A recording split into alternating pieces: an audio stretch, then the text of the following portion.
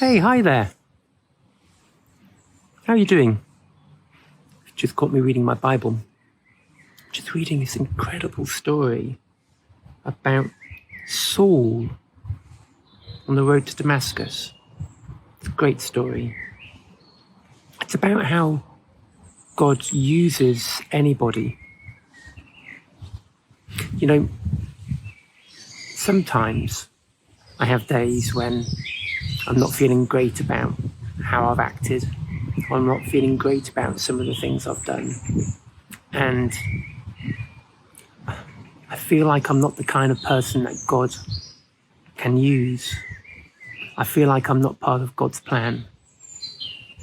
But this story, it reminds me that God can use anybody. And even if we do get things wrong sometimes, He still wants to use us, and He's still got plans for our lives. Do you want to listen? I'll read it to you.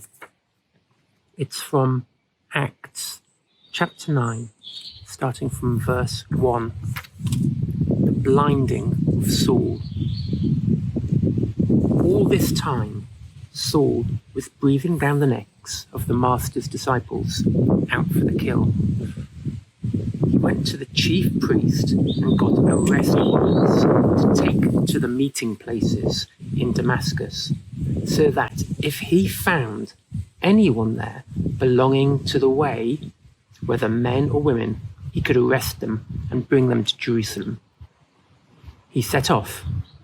When he got to the outskirts of Damascus, he was suddenly dazed by a blinding flash of light. As he fell to the ground, he heard a voice. "Saul, Saul, why are you out to get me?" He said, "Who are you, Master?" "I am Jesus, the one you're hunting down. I want you to get up and enter the city. In the city, you'll be told what to do next." His companions stood there dumbstruck. They could hear the sound, but couldn't see anyone, while Saul, picking himself off the ground, found himself stone blind. They had to take him by the hand and lead him into Damascus.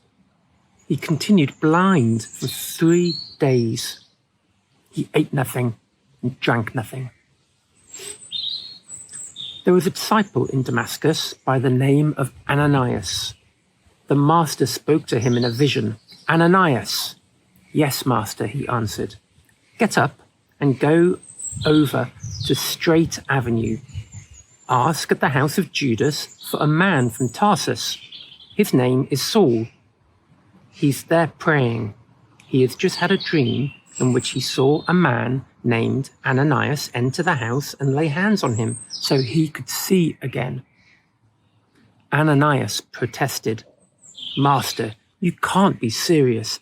Everybody's talking about this man and the terrible things he's been doing. His reign of terror against your people in Jerusalem. And now he's shown up here with papers from the chief priest that give him license to do the same to us."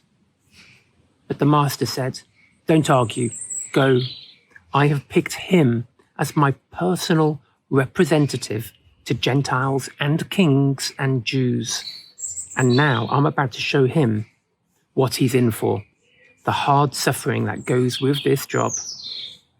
So Ananias went and found the house, placed his hands on blind Saul, and said, "Brother Saul, the Master sent me, the same Jesus you saw on your way here.